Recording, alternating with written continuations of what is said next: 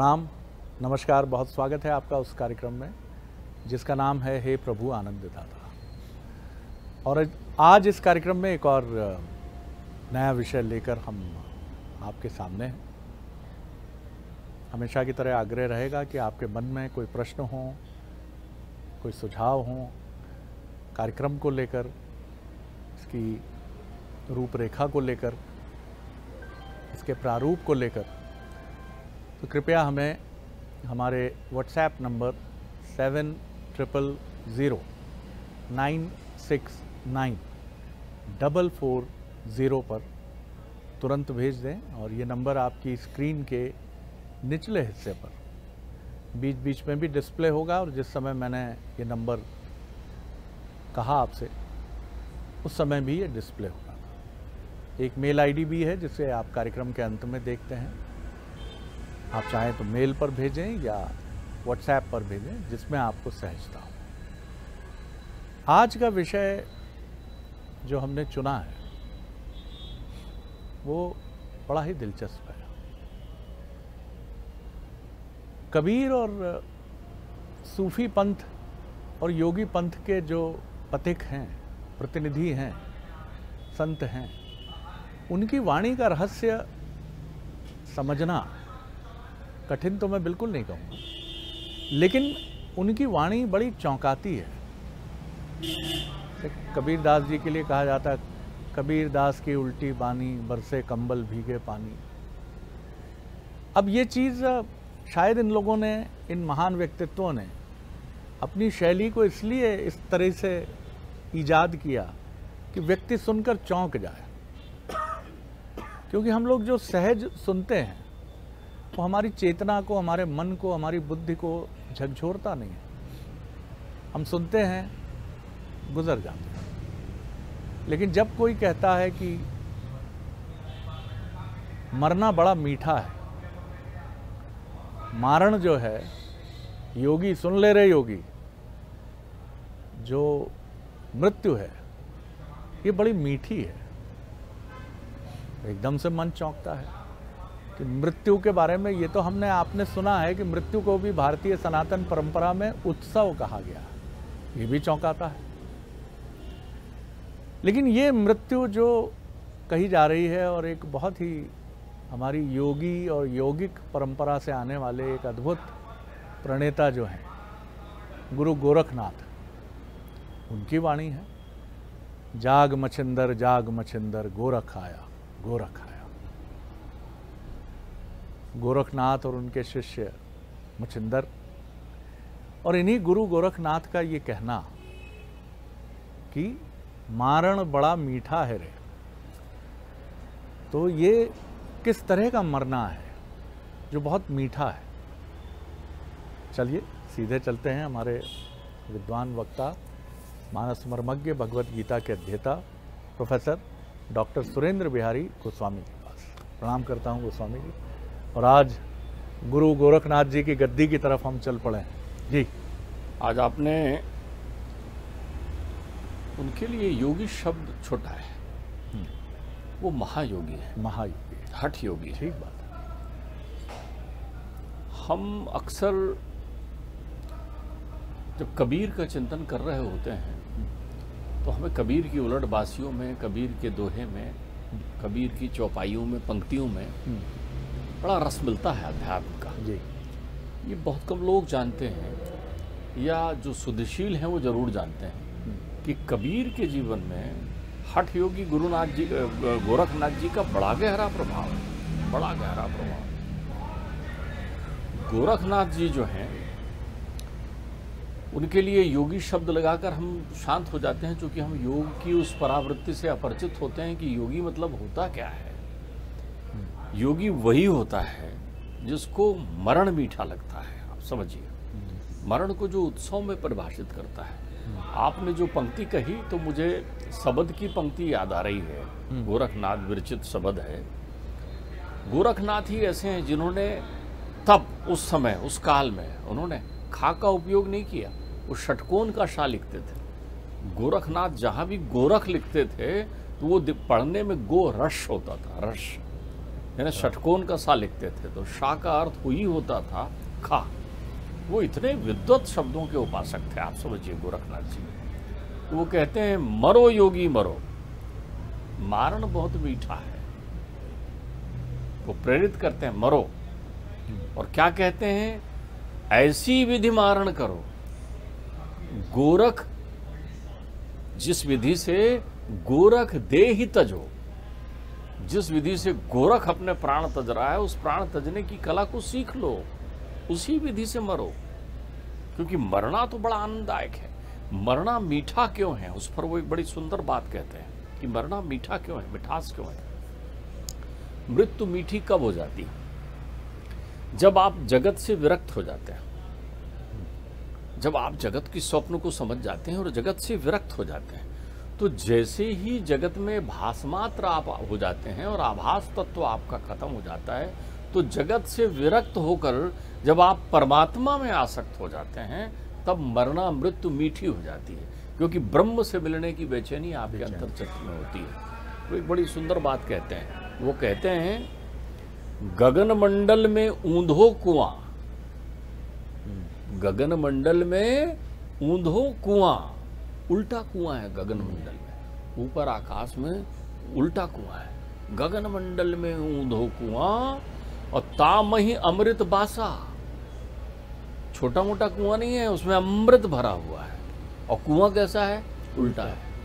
गगन मंडल में ऊंचा कुआं, तामे अमृत बासा, और सगुरु रहीते भर भर पिए, सगुरु रहीते भर भर पिए।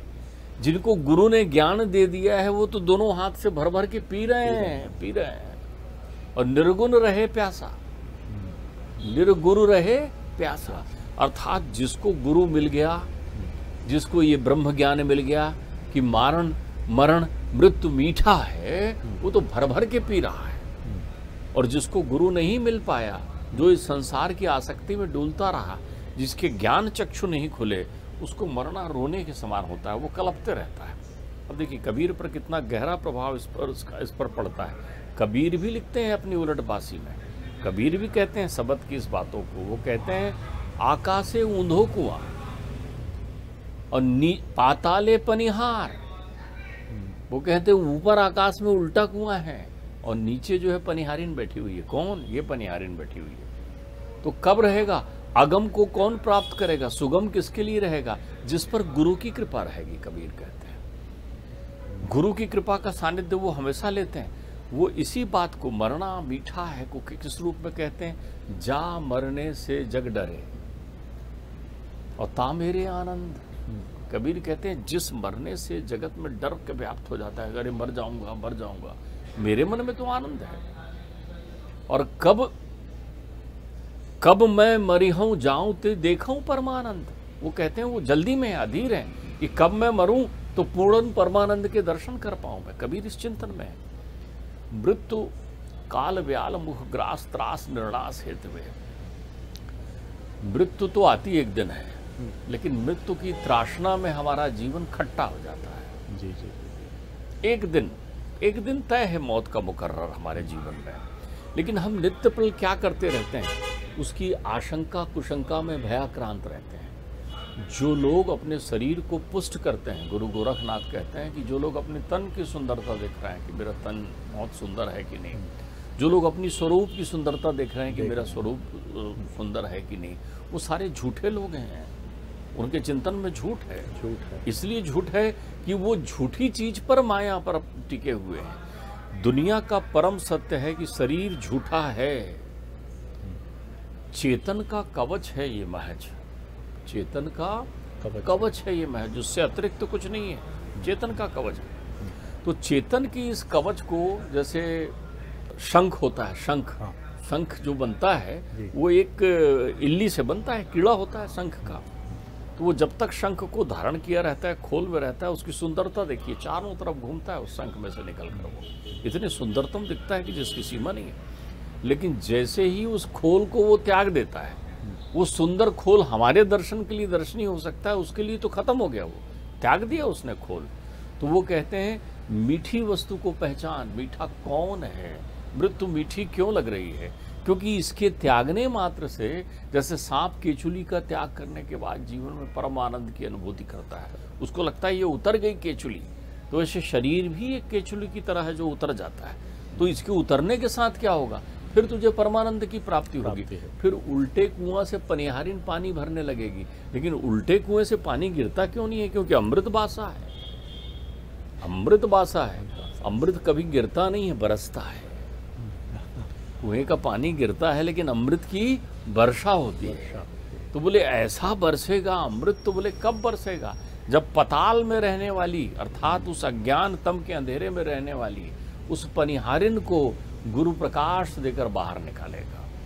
तो जब तक गुरु रस्सी नहीं पकड़वाएगा, कौन सी रस्सी? मुक्ति की रस्सी। तो जब तू संसार से विरक्त होकर, आप ध्यान रखिए, मैं एक ऐसे ज्ञानी संत से मिला, वो हर बात पर कहते थे कि कल यदि मैं रहा तो जरूर इस विषय में चिंतन का सौभाग्य प्राप्त करूंगा। फिर वो तुरंत कहते थे, और तुम यदि रहे तो तुम्हें भी ये सौभाग्य मिलेगा चिंतन का। परमात्मा के नाम रस में रंगने का सौभाग्य इतना अनंत होता है। हम लोगों ने इस शरीर को चूंकि भोग की माया और काया समझ लिया है, इसलिए शरीर की नश्वरता को भूलकर हम आनंद की अनुभूति से वंचित रहते हैं। हमें सुख और दुख मिलता है। मृत्यु आनंद का पथ प्रदर्शित करती है। जिस दिन आप मृत्यु के भय से विरक्त हो जाते हैं, उस दिन मरण की मिठास आपके पास आ जाती है। वाह, ध्यान रखिए, मृत्यु के लिए शरीर का त्यागना ही आवश्यक नहीं है। बहुत सारे लोग रहते हैं, मृत्यु आएगी तो शरीर त्यागना पड़ेगा, अब वो तकलीफ में हो गए। नहीं, ऐसा नहीं है। जिस दिन तुम्हें उस मृत्यु का भय त्याग दिया आपने, उस दिन तो तुम्हारे जीवन में एक प्रलय हो गई, तुम्हारा जीवन एक नव जीवन को प्राप्त कर गया। फिर तुम आनंद संसार का भी लो और आनंद परमानंद का भी लो। पारलौकिक आनंद भी तुम्हारे पास है और लौकिक आनंद भी तुम्हारे पास है। यहाँ दो प्रश्न उठे हैं, एक अभी आपके समक्ष रखता हूँ जो मेरे मन में उठा है। सिनेमा जगत की एक बड़ी चर्चित फिल्म है दीवार। उसका एक किरदार जो मन से मर जाता है एक घटना के बाद, वो पूरे देश में भटकता रहता है और एक दिन शरीर भी छोड़ देता है, किसी से बात नहीं करता सिवाय शाल ओढ़े। लोगों ने उस फिल्म में भी उसको ट्रेन में भटकते हुए दिखाया, मौन साधना के साथ। एक मरना तो ये होता है जीवित रहते हुए। बाद में उनके पुत्र बात करते हैं या माँ कहती है कि मर तो ये बहुत पहले गए थे, अंतिम संस्कार आज हुआ। और एक मरना वो होता है जो जीवित रहते हुए भी प्रसन्नता से व्यक्ति मर जाता है। मर जाता है तो मृत्यु उसके लिए आनंद ही है, क्योंकि वो केचुल उतरना है उसके लिए। जी, इस पर दोनों पर आप कीजिए। दोनों बड़े अच्छे उदाहरण हैं आपके।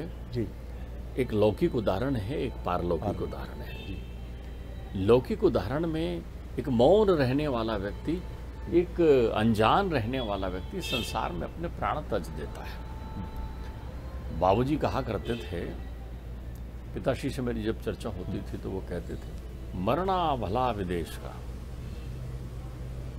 देखिए, एक मैं मुंबई की सड़कों पर घूम रहा था तो एक ऐसे स्थान पर मुझे रोक कर बताया गया कि ये पारसियों का शमशान भूमि है, यहाँ पारसियों की शमशान भूमि है। उन्होंने बताया कि वो एक स्तंभ है बहुत ऊंचा सा, वहाँ पर लटका देते हैं और वहाँ पर एक कुआं भी बना हुआ है जहाँ पशु पक्षी आकर के उसको, मुझे लगा आहा कितना श्रेष्ठतम अध्यात्म का उदाहरण है। पिताश्री कहते थे, मरना भला विदेश का जहाँ कुटुंब ना होए और पशु पक्षी भोजन करें तो कोट जग फल होए। देखिए, ये अधम शरीर जीवन में काम आता नहीं। मैं आपको फिर से एक घटना की पुनरावृत्ति याद दिलाना चाहूँगा कि मेरे पिताश्री जब बनारस में पढ़ा करते थे तो बनारस में पढ़ते समय पिताश्री को जो है वहाँ एक स्मशान भूमि है, बनारस की बड़ी प्रसिद्ध स्मशान भूमि है जहाँ मैया के शीश गिरे हुए थे, मणिकर्णिका घाट है। तो वहाँ वो अवघड़ योगी रहा करते थे। तो पिताजी कहते हैं कि हम लोग बचपन में उनको देखने जाया करते थे जब वो विद्यार्थी जीवन में थे। ये घटना मैं आपको सुना रहा हूँ 15-16 की, सन 1915-16 की घटना। तो वो वहाँ योगी रहा करते थे और जो भी शव लेकर आते थे वहाँ जलाने के लिए तो वो उनको लठ लेकर दौड़ाते थे मारने के लिए, और जो सामने दिखे वो उसको लठ मार करके और वो शव छुड़ा लेते थे। और 100 छुड़ा करके उसके कपड़े लत्ते जो थे वो सब निकाल के फेंक दिया करते थे और उसको पीछे पैर पकड़कर चारों तरफ घुमाते थे और जोर से चिल्लाते थे, लाई खा ले खा ले खा ले। तो पिताश्री ने देखा कि वो योगी कभी शांत मुद्रा में भी रहते हैं क्या, तो एक बार उन्हें चुपचाप बैठे दिख गए। तो पिताजी ने उनको प्रणाम किया तो कुतूहल बस उनको देखने लगे। तो उसने कहा, इधर आ, विद्यार्थी है? तो उन्होंने कहा, हाँ छात्र हूँ, विद्यार्थी हूँ। तो बोले, बोल काहे घूर रहा था मुझको? बोले, आपसे एक ही बात पूछना था, आप ले खाली किसके लिए कहते हैं उनको? अरे बोले, ये अधम शरीर जीवन भर किसी काम नहीं आया था मुक्ति के लिए, आनंद से गाजे बाजे के साथ आना था इसको, अंतर्मन में आनंद का सिंहनाद करते हुए, लेकिन ये रोते बिलखते आया है लोगों को लेकर अपने साथ में। तो जीवन भर किसी काम का नहीं रहा, आसक्ति ही बांटा। तो कम से कम ये मुर्दा उन मछलियों के तो काम आ जाए जो जलचर है, तो खाएंगी तो इसको कम से कम मुक्ति मिल जाएगा कि जीवन में ये काम नहीं आया, लेकिन पशु पक्षी के जैसे शरीर काम आते हैं वैसे इसका शरीर काम आ जाएगा। एक बात और समझिए, मरने की मिठास विकर्म में होती है, मन नहीं मरता किसके लिए। आपने दूसरा प्रश्न किया था, ठीक बात। किसी ने कहा इनका मन मर गया। अरे मन कभी नहीं मर सकता चंदन। अगर मन मर जाए, बिना मन के कोई व्यक्ति हो जाए, तो वो तो संसार में सुध बुध खो करके उसको भास ही नहीं रहेगा, फिर वो न खाएगा न पिएगा, क्योंकि मन नहीं है तो प्राण भी नहीं है, प्राण नहीं है तो भूख प्यास भी नहीं है, फिर तो जीवन निरर्थक हो जाएगा। मन में विकर्म का प्रभाव होता है। मन जिस दिन ये बात समझ लेता है कि मृत्यु शरीर की होती है, मेरी नहीं, उस दिन वो आनंद में हो जाता है। अरे मैं तो कभी मरता नहीं, मैं अनादि हूँ, अखंड हूँ, अजर हूँ। वो बार बार वसांसी जीर्णानि का श्लोक पढ़ के बताता है कि वो वस्त्रों को, फटे कपड़ों को पहन करके दूसरा कपड़ा बदलता है। ये रटे हुए श्लोक हैं, ये केवल सुने के कुछ पल के लिए हर्षित किए हुए श्लोक हैं। आपने आत्मानुसंधान नहीं किया ना, तो विकर्म में जब तक ये बात नहीं आती। एक छोटा सा प्रश्न इसी से जुड़ा, इस पर भी कई लोगों के मन में होगा, जो सनातन परंपरा के अनुयायी भी हैं और जिज्ञासु भी हैं। वो ये सोच रहे होंगे कि जो आपने गजब का वृत्तांत सुनाया, मेरे रोंगटे खड़े हुए। ये एक योगी ही ऐसा कर सकता है कि खाए ले और देह को चारों तरफ घुमाकर पशुओं के लिए, जलचर जंतुओं के लिए छोड़ दिया। हम सब ने सनातन परंपरा में ये भी देखा है कि अगर मृत्यु के बाद उसका एक निश्चित संस्कार न किया जाए, ऐसी मान्यता है कि मुक्ति संभव नहीं है। आज भी गया में, उज्जैन में, नासिक में सनातन परंपरा के अनुयायियों की भीड़ होती है। मुक्ति क्या खाई लेई से भी संभव है और इस विधान से भी संभव है? आपने बहुत सुंदर प्रश्न किया, इसके लिए मैं आपको एक बहुत सुंदर उत्तर बताऊंगा। जिस क्षण ब्रह्मरंध्र में होते हुए उदान नामक प्राण के माध्यम से उत्सर्ग करता हुआ ये आत्मा अंतर मन को अपने आसन बनाकर सूक्ष्म शरीर से पयान करता है, उस क्षण ही वो जाकर ब्रह्म में मिल जाता है अपने सद्गुणों के कारण। वाह। उस क्षण ही। अब संस्कार किसका होता है? संस्कार शरीर का होता है, ध्यान रखिएगा, शरीर का होता है। तो संस्कार की परिणति क्या है ये भी आप देख लें। ये प्रारब्धगत बहिर्कर्म के आधार पर संस्कार की परिणति होती है। इसका आपकी आत्मा से कोई संबंध नहीं होता। एक सुंदरतम दृष्टांत हमारे पुराणों में वर्णित है। एक सन्यासी बड़े आनंद से अपनी कुटिया में रहते हुए सामने, और जीवन भर लोक कल्याण के कार्य करते रहता है। ये संयोग ही होता है कि जिस स्थान पर सन्यासी का आश्रम होता है उसके सामने ही एक वेश्या रहती है, उसका निवास होता है। अब वो भी बड़े आनंद से जो है अपनी जो दिनचर्या है वो व्यतीत करती है, लेकिन वेश्या हमेशा सन्यासी की तरफ दिखती है और कहती है, आहा क्या भाग्य मिला है इनको कि जो ये लोक कल्याण और परमात्मा के चिंतन में समय बिता रहे हैं, और मैं कितनी अधोगामी हूँ कि जो इस प्रकार की शरीर की प्रपंच माया में लगी हुई हूँ। सन्यासी सबसे मिलते तो रहते थे, लेकिन कनखियों से उनका ध्यान उस वेश्या की तरफ भी जाता था और उसके सौंदर्य के प्रति वो आकर्षित भी होते थे। संयोगवश दोनों एक साथ प्राण त्याग देते हैं। जब दोनों प्राण त्यागते हैं तो सन्यासी के शरीर को लेकर लोग बाजे गाजे के साथ और बड़े संस्कारों के साथ और बड़े बड़े मठाधीश एकत्रित होते हैं और जयकारा और नारे लगाते हुए एक उत्सवी वातावरण बनाकर उनके शरीर का विसर्जन करते हैं पंचतत्व में।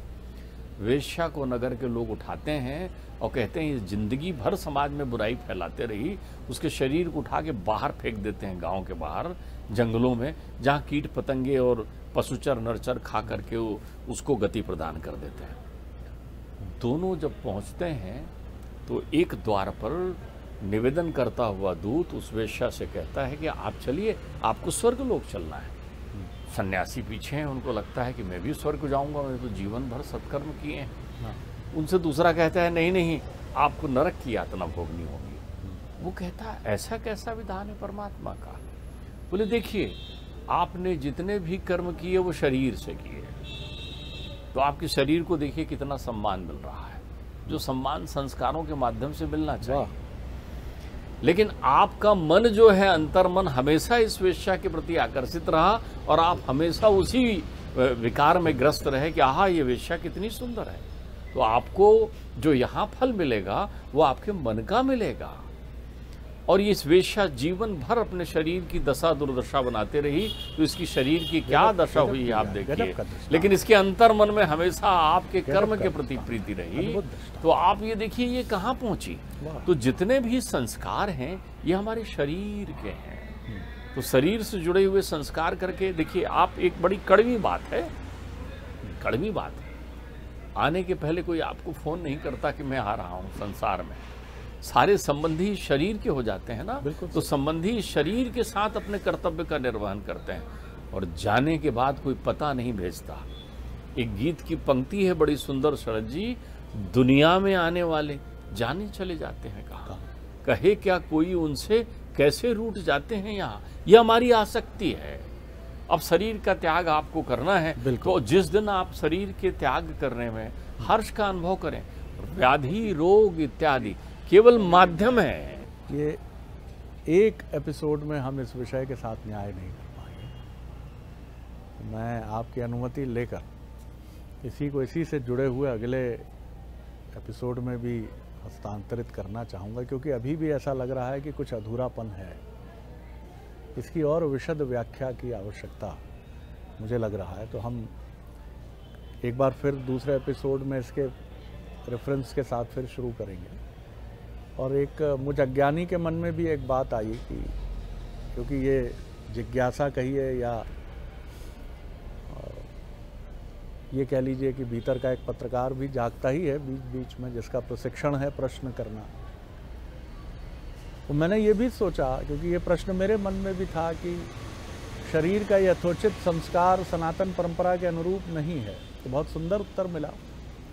और लेकिन उसके साथ मैंने ये भी सोचा कि अगर कोई ऐसा योगी जो आवागमन के इस क्रम से मुक्त है, वो आपके शरीर को छू रहा है आपके प्राणात्मा के जाने के बाद, और वो घुमा रहा है, तो ये तो इससे सुंदर बात क्या हो सकती है कि आपकी मुक्ति का मार्ग कैसे प्रशस्त हो। कितने अनुष्ठान आप कराएंगे, कितने गरुड़ पुराण सुनेंगे आप, सनातन परंपरा के जो भी फॉलोअर्स हैं या दूसरे रिचुअल्स के भी फॉलोअर्स हैं।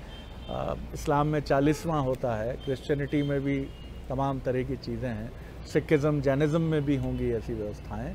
लेकिन सब धर्मों में अगर आप ये मानिए कि कोई बहुत पवित्र सोल आपको छूकर आपके साथ एक रिचुअल कर रही है। जी गोस्वामी, संस्कार सदैव, संस्कार जो है सदैव आपको कुछ शिक्षा देने के लिए होता है। जी, संस्कारों के माध्यम से उद्देश्य शिक्षा देना होता है। अब संस्कारों में जब आप गरुड़ पुराण सुनने बैठते हैं तो इस बहाने आप गरुड़ पुराण सुन लेते हैं, जो आपको शंखनाद करके कहता है कि देख संसार स्वप्नम, नाशवान शरीर है, मृमाणस शरीर है। फिर वहाँ आपको वो पुण्य और पाप कर्मों के बारे में व्याख्या करता है। फिर वो आप नरक की यात्रा भी बताता है। फिर वो जीव के सूक्ष्म शरीर में होकर उत्तरायण और दक्षिणायन की भी बात बताता है। तो इस माध्यम से, माध्यम तो उसका शरीर है, लेकिन शिक्षा आपको दे गया। तो ये आप समझिए कि क्रमशः है ये, और इसके नीचे लिखा है एपिसोड नंबर 2, जो इसके तत्काल बाद आप तक पहुंचेगा एक दिन बाद। तो इसको ज़रूर सुनिएगा, क्योंकि मृत्यु मीठी है, मृत्यु में बड़ा सुख है, मृत्यु जो है आनंद से भर देती है, इसको समझना बहुत ज़रूरी है। प्रणाम करता हूँ, बहुत धन्यवाद गोस्वामी जी। अगले एपिसोड में इसी विषय पर कुछ और विशद व्याख्या।